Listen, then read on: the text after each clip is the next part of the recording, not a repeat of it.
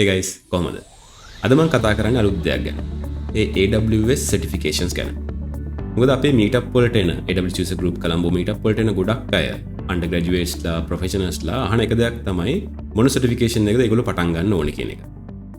මෙතනදී මම අහන පළවෙනි ප්‍රශ්නේ තමයි ඔයගොල්ලන්ගේ AWS familiarity කොහොමද? AWS ගැන දන්නවද? services use කරලා තියෙනවද? කොහොමද කියන එක. ඒගොල්ලන් ලොකු අවබෝධයක් නැත්තම් just starting නම් මම ගොඩක් වෙලා recommend කරන certification එක තමයි cloud practitioner certification එක.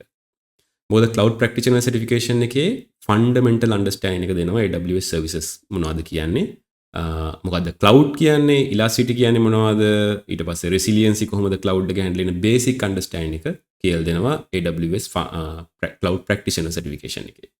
හැබැයි AWS service ගැන පොඩ්ඩක් දන්නවනම් S3, Lambda, serverless services වගේ use කරලා තියෙනවා නම් නැත්නම් EC2 use කරලා තියෙනවා නම් right යම් කිසි understanding එකක් තියෙනවා නම් මාස 6-7ක තවරුද්දකට කිට්ටු වෙන්න මම recommend කරන certification තමයි මෙන්න මේක. ඔයගොල්ලන්ගේ screen එකේ පේන AWS certified solution architect associate කියන associate certification එක.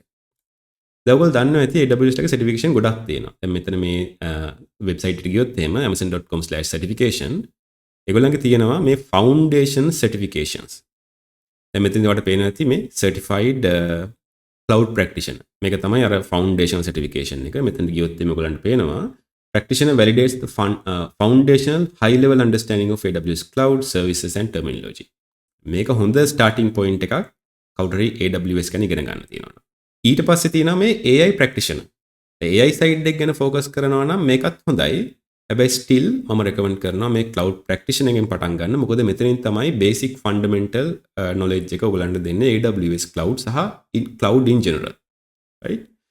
ඊළඟට තියෙන මේ associate certification එක. So පොඩ්ඩක් understanding එකක් තියෙනවා නම් AWS ගැන මේකෙදි තියෙනවා certification කීපයක් තියෙනවා. machine learning engineer, solution architect associate දැන් අර මම කලින් පෙන්නපු එක. ඊට පස්සේ data engineer, right? ඊළඟට cloud ops දැන් මේක තමයි DevOps related එකේ තියෙන associate එක. ඊට පස්සේ certified developer associate එක. මේ developer focus කරපු associate examination එක. මේකෙන් කොහොමද අපවට හරියන එක select කරන්නේ? දැන් මෙතනදී මම ගොඩක් අය recommend කරන්නේ මෙන්න මේක. associate architect එක. ඒ හේතුව මෙන්න මේ certification එකේදී ඕගොල්ලන්ට මේ AWS services ගැන හොඳ understanding එකක් දෙනවා. කියන්නේ deep understanding නෙමෙයි, breadth එක. right? මොකද AWS ගත්තොත් එimhe service එක 200ක් විතර තියෙනවා. ඊට වඩා තියෙනවා. right? එතකොට අපි කවදාවත් මේ service 200ම අපි use වෙන්නේ නැහැ. ඒතකොට එක එක domain වලදී එක එක group of services තමයි use වෙන්නේ. උදාහරණයක් හිතන්නකෝ content delivery side එක. ඒතර අපි ගොඩක් වෙලාවට cloud front එකක් තියෙන්න පුළුවන්. ඒක ඊට පස්සේ S3 තියෙන්න පුළුවන්. එහෙම නැත්නම් dynamic content load කරනවා නම් API gateway එකක් ALB එකක් වෙන්න පුළුවන්. right? එතකොට මෙන්න මේ domain එකට use case එකට අදාළ කිසියම් services ගණනක් තියෙනවා. security services සමහරවිට තියෙන්න පුළුවන් මේවා across the board like apply වෙන security services වෙන්නත් පුළුවන්. මෙන්න මේ associate certification එකේදී මේ services ගැන හොඳ understanding එකක් ඔයාලට ලබා දෙනවා. මේ කොහොමද මේවා එකින් එක connect වෙන විදිය. මොකද ඔයා මොකක් හරි company එකට join වෙනකොට සමහරවිට existing architecture තියෙන්න පුළුවන්. right? ඒකට මේක කියවලා තේරුම් අරගෙන මේක කොහොමද application එක end to end වැඩ කරන විදිය ගැන හොඳ understanding එකක් තියෙන්න ඕනේ. by contribution එකක් දෙන්න නම් project එකනේ. ඉතින් මේ solution architect associate examination එක ඒකට සෑහෙනම හොඳයි කියලා තමයි මට හිතෙන්නේ. මොකද මේකෙදී අර dots ඔක්කොම connect කරනවා. කොහොමද security connect වෙන්නේ? ඊට පස්සේ වගේ architecture එකට කොහොමද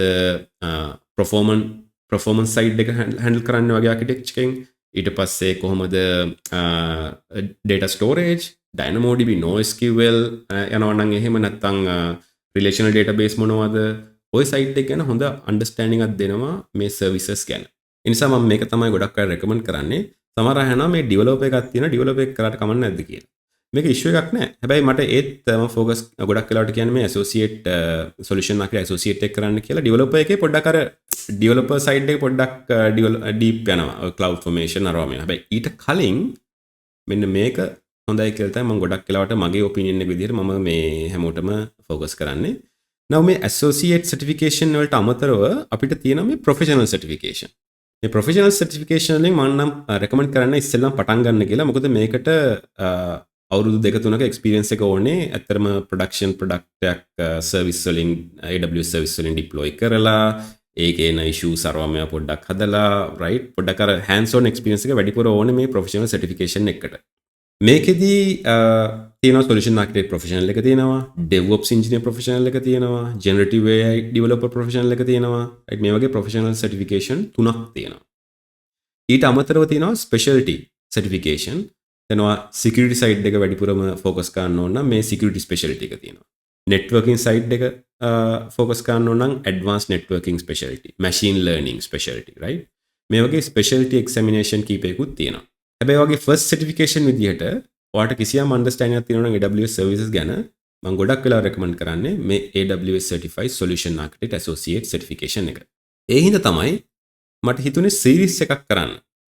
කවුරු එක්කෙනෙක් මේ examination එක ready වෙනවා නම් මේ guide එක ගොඩක් helpful වෙයි. මොකද මම මෙතනදී discuss කරනවා කොහොමද මේ AWS services real world projects වල use වෙන විදිහ. ඒක ගොඩක් වැදගත් වෙයි කියලා මට හිතෙනවා. මොකද සමහර අය මේ exam එක pass වෙන විතරක් අර ගිරව දාලා මේ ඉගෙන ගන්න යනවා. ඒක හොඳයි ඔය credibility එකට but ඔයාලා ඇත්තටම challenge එකක් ආපු ගමන් හිතන්න වගේ project එකේ මොකක් හරි production issue එකක් ආපු ගමන් ඔයා කොච්චර confidence එකක් තියනවද කෙලින්ම ප්‍රශ්නෙට බැහැලා වැඩේ කොට දාන්න right අන්න ඒ වගේ experience එකක් ගන්න නම් ඔයාලට real world concerns ගැන හොඳ understanding එකක් තියෙන්නත් ඕනේ right සහ hands on අංක එක ඒක තමයි හැමෝටම කියන එක hands on අංක එක කරලා practice කරලා කඩලා බිඳලා ඒ experience එක තියෙන්නත් ඕනේ. ඉතින් මම මේ series එකේදී මේ domain area හතරම ගැනත් මේන්ම focus කරනවා මොනවද knowledge එක ඔයාලට තියෙන්න ඕනේ මොනවද skills තියෙන්න ඕනේ ඒ side එක ගැන. by the way මේ certification එකේ AWS Certified Solution Architect Associate එකේ තියෙනවා මෙන්න මේ domain area හතර. first domain එක තමයි design secure architectures. මොකද AWS එක security කියන එක මාර seriously හිතනවා. ඒගොල්ලෝ අලුත් service එකක් plan කරා අංක එක security. මොකද AWS ලගේ ඉන්නවා මිලියන ගාණක් users ලා, clients ලා. මේ service එකේ හින්දා ඒගොල්ලන්ගේ security vulnerability එකක් තිබ්බොත් එහෙම ලොකු backlash එකක් AWS ලා. ඒ නිසා අංක එක ඒගොල්ලෝ security ගැන number 1, right? ඒ වගේම අපි system design කරනකොටත්, අපි architecture design කරනකොටත් number 1 concern එක security. මොකද security vulnerability එකක් හින්දා ඔයාගේ product එක overnight failure එකක් වෙන්න පුළුවන්. ඒ වගේ මට පේනවා ඇති මේ 30% කියලා කියන්නේ මේ examination එකෙන් කොච්චර focus කරනවද questions වලට මේ design secure architecture domain එකේ. මේ exam එක ගත්තොත් එහෙනම් මේක MCQ, right? මේක සමහර ලාවට තියෙනවා ප්‍රශ්න එක උත්තරයයි තියෙන්නේ. තනි MCQ, single response MCQ තියෙනවා. ඒ වගේම තියෙනවා multiple response MCQs උත් තියෙනවා. උත්තර හරි උත්තර කීපයක් තියෙනත් පුළුවන්. හැබැයි මේකෙදී ඔයගලන්ට penalty මුකුත් හම්බ වෙන්නේ නැහැ වැරදි උත්තරේ ගැහුවා කියලා. හැබැයි හරි උත්තරේ තිබ්බ නැතුනොත් එහෙම ඔයගලන්ට ලකුණු හම්බ වෙන්නේ නැහැ. හරි. මේක තමයි secure system පළවෙනි domain එක design secure architectures 30% තියෙනවා examination එකෙන්. ඊළඟට තියෙනවා design resilient architectures. මොකක්ද මේ resiliency කියන්නේ guys? resiliency කියලා කියන්නේ අපි architecture develop කරාට පස්සේ design කරාට පස්සේ මේක implement කරාම මේ components කීපයක් තියෙනවානේ. සමහරවිට හිතන්න web server එකක් තියෙනවා, ඊට පස්සේ database එකක් තියෙනවා, ඊට පස්සේ content delivery හිතන්න මොකක් හරි caching layer එකක් තියෙනවා. මේ මොකක් හරි component එකකදී failure එකක් ආවොත් එහෙම කොහොමද ඔයගොල්ලන්ගේ architecture එක එකෙන් recover වෙන්නේ? resiliency. මොකක් හරි failure එකක් ආවොත් එහෙම කොහොමද architecture එකෙන් පුළුවන් තමන් self recover වෙන්න? ඕක තමයි resiliency කියන එක. මේ ගොඩක් වැදගත් architecture එකක් අපි design කරනකොට resiliency කියන එක number 1. සමහරවිට මේ ඒ component එකේ ප්‍රශ්නයක් නොවෙන්න පුළුවන්. ඔයගොල්ලෝ application code එකේ ප්‍රශ්නයක් නොවෙන්න පුළුවන්. ඔයා deploy කරලා තියෙන AWS region එකේ මොකද අපි AWS region එක කතා කරමු මේ global infrastructure එක ගැන. ඔයගොල්ලෝ application එක deploy කරලා තියෙන region එකේ මොකයි ලොකු ප්‍රශ්නයක් වෙලා ඒ region එකේම හිතන current එක නැති වුණා කියලා. ඒතර ඔයගොල්ලන්ගේ application එක කොහොමද තාම run කරගන්නේ? එහෙම වුණොත් disaster recovery side එක කොහොමද? ඒවත් ඔය resiliency side එකේදී කතා කරනවා.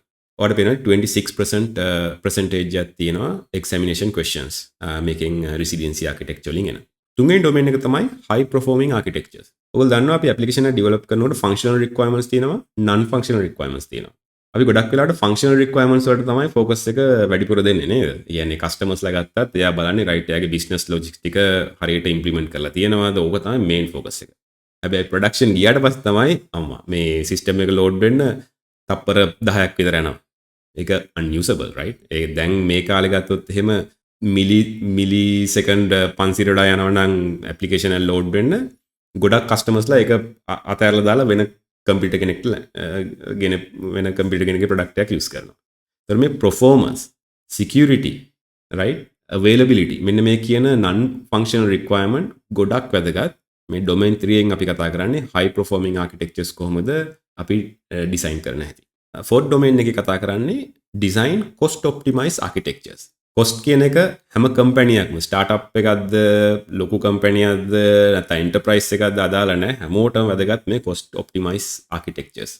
ඉතින් මේ ගැන ඔයාලට හොඳ අන්ඩර්ස්ටෑන්ඩින්ග් එකක් තියෙන්න ඕනේ කොහොමද ඔයා ආකිටෙක්චර් ඩිසයින් කරනකොට මේ cost එක ගැන කන්සර්න් කරන්නේ. right? කොහොමද අපි cost එක capacity planning එකක් කරන්නේ? කොච්චර cost එකක් යනවද? මෙන්න මේ load මෙන්න මේ වගේ load එකක් ඔයගලගේ application එකට આવොත් එහෙම capacity planning ඔන්න ඔය ගැන හොඳ අන්ඩර්ස්ටෑන්ඩින්ග් එකක් තියෙන්න ඕනේ.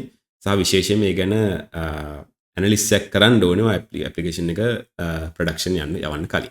ඉතින් මේ series එකේදී මම මේ domain area හතර ගැනම in detail කතා කරනවා. මේ හැම domain area එකකම තියෙනවා knowledge part එකක්. මෙන්න මේවා තමයි knowledge areas ඔයගොල්ලෝ දැනගන්න ඕන.